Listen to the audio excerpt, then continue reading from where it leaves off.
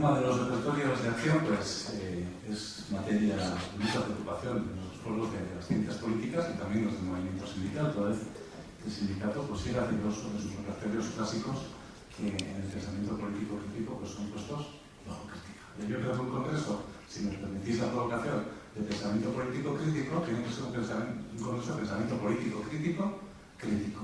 Y por eso yo voy a centrar mi intervención en una sola cuestión, que es hacer una apología de la huelga.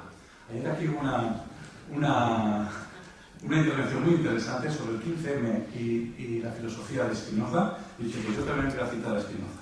Dice Spinoza que todo lo que consideramos bueno, es decir, útil para conservar nuestro ser y nuestra vida racional, podemos tomarlo para nuestro uso y usarlo de todas las maneras. Bueno, pues tomando como base el pensamiento de Spinoza, yo digo que la huelga general sigue siendo nuestro más potente recurso narrativo como movimiento sindical y como movimiento social. Y lo digo por 8 razones, muy sencillas. La huelga general, la huelga es una experiencia singular de subjetivación. En la ILAB tenemos que hacer 3.000 asambleas por lo menos para que haya paro real en Euskal Herria los días de huelga. Esas 3.000 asambleas hay que prepararlas, hay que hacerlas, hay que convencer, hay que ganarlas. Habrá buenas experiencias de subjetivación en muchos ámbitos, pero esa es muy buena. Primera razón para la huelga general. La segunda es que la huelga general es un test organizativo de primer orden. Un test organizativo singular sobre la capacidad de tracción real de los militantes de una organización en un momento dado. La foto organizativa que da una huelga general a un sindicato no tiene comparación con ninguna otra acción y te da todos tus puntos blancos y todos tus puntos negros sobre los que tienes que incidir en tu práctica sindical ordinaria. La huelga, en tercer lugar, es afirmar la primacía de lo político. Es decir, por un día que se interrumpe la delegación cuatrianual que hacemos a los responsables políticos para que gestionen el bien común. La huelga es tomar las riendas sobre las cuestiones del bien común. Y no de cualquier manera.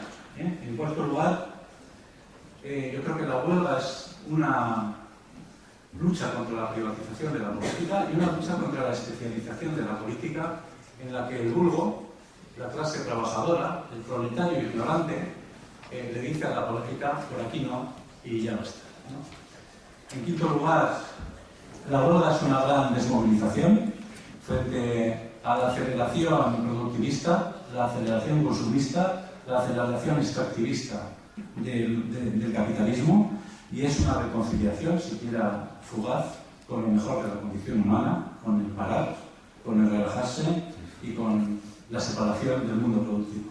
La huelga no es un programa, la huelga no es una utopía, en eso los críticos tienen razón, porque la huelga es un mito sentido y es una coreografía de otra cosa o de otro mundo posible, ¿no? Yo creo que también la huelga se dice abolir, sí, la separación entre el Estado tecnocrático y la sociedad civil y pone en evidencia lo ilusorio de muchas luchas partidarias que acontecen en el ámbito institucional para acabar aplicando las mismas políticas neoliberales gobierno que gobierno. En ese sentido, la huelga es un ejercicio de denuncia tremendo. Y finalmente, la huelga es antidisciplina, es decir, al menos por un día, no a la ética del trabajo, es decir, al menos por un día, no a esa relación de subordinación, de dominación, que es la relación salarial, que el trabajador se ve obligado a hacer por necesidad. Por eso yo creo que la huelga sigue siendo nuestro más potente recurso narrativo, digan lo que digan los teóricos de los nuevos repertorios de acción.